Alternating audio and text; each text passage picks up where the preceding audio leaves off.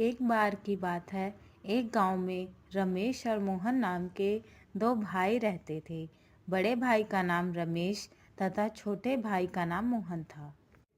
रमेश की शादी हो चुकी थी। उसकी पत्नी का नाम हेमा था। हेमा बहुत ही कुटिल स्वभाव की थी। वह हमेशा अपने पति से मोहन की बुराई करती रहती थी, लेकिन मोहन बहुत ही अच्छे स्वभाव का था। वह हमेशा ज़रूरतमंद लोगों की मदद करता था। वह जंगल में रहने वाले एक साधु को रोज़ फल व सब्जियां देने जाता था। एक बार की बात है, गांव में कई महीने तक बारिश न होने के कारण खेतों में सूखा पड़ जाता है, जिसके कारण खेतों में कोई फसल नहीं हो पाती है। फसल न होने के कारण उनके घर में अनाज की तंगी हो जाती है। एक दिन रमेश की पत्नी रमेश से कहती है, हमारे पास अब अधिक अनाज नहीं बचा है, जो था वो खत्म हो चुका है। इतना ही अनाज बचा हुआ है। इतने अनाज में हम तीनों का गुजारा कैसे होगा? दूसरी फसल तैयार होने में अभी कई महीने लग जाएंगे। क्यों ना हम मोहन को अलग कर दें, जिससे हमारा गुजारा आराम से हो जाएगा। फिर रमेश हेमा से कहता है, तुम सही कह रही हो। हमें मोहन को अलग कर देना चाहिए ताकि हम अपना गुजारा कर सकें। फिर वह मोहन को आवाज़ देता है। फिर उसकी पत्नी बताती है, मोहन घर पर नहीं है, वह कहीं बाहर गया है। लेकिन मोहन साधु के पास गया था। जब मोहन घर वापस लौटता है, तब घर पहुंचकर रमेश की पत्नी से कुछ खाने को मांगता है। तब उसकी पत्नी कहती है, आज कुछ खाने को नहीं है। जो अनाज था वो खत्म हो चुका है। अब मैं खाना कहाँ से लाऊं? तब तक वहां रमेश आ जाता है। फिर रमेश मोहन से कहता है, अब अनाज नहीं बचा है और ना ही इस बार फसल हुई है, इसलिए तुम्हें खुद अपने खाने का इंतजाम करना होगा। मैं तुम्हें पुराना वाला खेत देता हूँ, तुम उसमें अपना गुजारा करो। और ये घर भी मैंने बनवाया है, इसलिए तुम यहाँ नहीं रह सकते। रमेश की ये सारी बातें सुनकर मोहन बहुत दुखी हो जाता है और वहां से चला जाता है।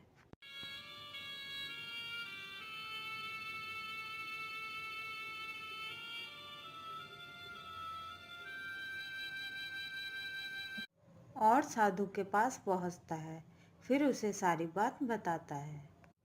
आज के बाद मैं आपके लिए कुछ नहीं ला पाऊँगा, क्योंकि मेरे पास खुद कुछ खाने को नहीं है और मुझे बहुत तेज़ भूख भी लगी है। मोहन की यह बात सुनकर साधु बोलता है, बेटा, तुम चिंता मत करो, मैं तुम्हारे लिए कुछ खाने को लाता हूँ।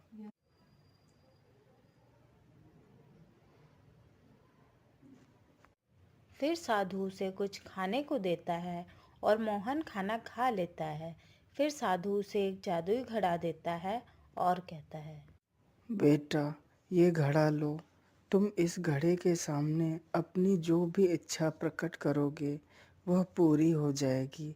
लेकिन याद रखना, अगर इस घड़े के सामने अन्य व्यक्ति ने अपनी इच्छा प्रकट की तो उसकी मृत्यु हो जाएगी।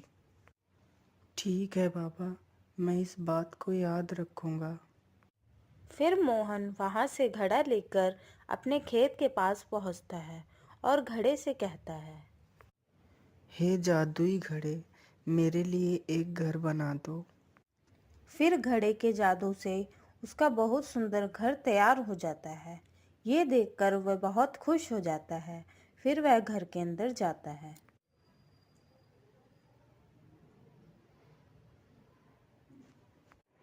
फिर रात को मोहन घड़े से कहता है, हे जादुई घड़े, मुझे बहुत तेज भूख लगी है, मुझे कुछ खाने को दे दो।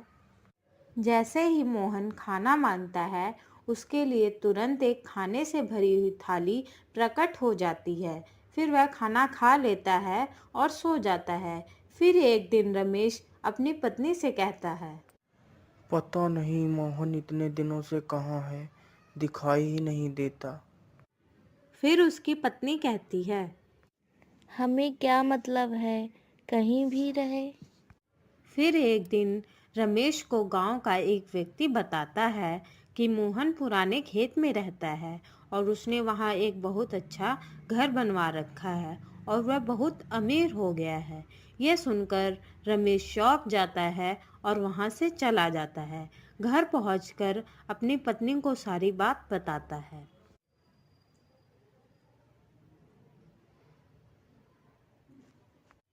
फिर रमेश की पत्नी उसे कहती है, ये कैसे हो सकता है, इतनी जल्दी वो अमीर कैसे हो सकता है। अभी कुछ दिन पहले हमने उसे अलग किया था। फिर रमेश कहता है, हमें जाकर पता लगाना होगा कि वह इतना अमीर कैसे हो गया। फिर वह दोनों रात को मोहन के घर में देखते हैं कि मोहन जादुई घड़े से खाने को मांगता है। फिर घड़े से खाने की थाली आ जाती है। यह देखकर रमेश सोचता है। अच्छा, तो ये इस घड़े से अमीर हुआ है। फिर मोहन खाना खाकर सो जाता है। फिर रमेश घड़े को चुरा कर ले जाता है और सुबह होते ही उस घड़े से कहता है, हे जादुई घड़े, मुझे बहुत सारा सोना दे दो। जैसे ही रमेश अपनी इच्छा घड़े के सामने प्रकट करता है, उसकी तुरंत मृत्यु हो जाती है। यह देखकर उसकी पत्नी जोर जोर से रोने लगती है और कहती है, हाय हाय, ये क्या हो गया आपको, हे भगवान, ये क्या कर दिया आपने। फिर वह दौड़कर मोहन के पास जाती है।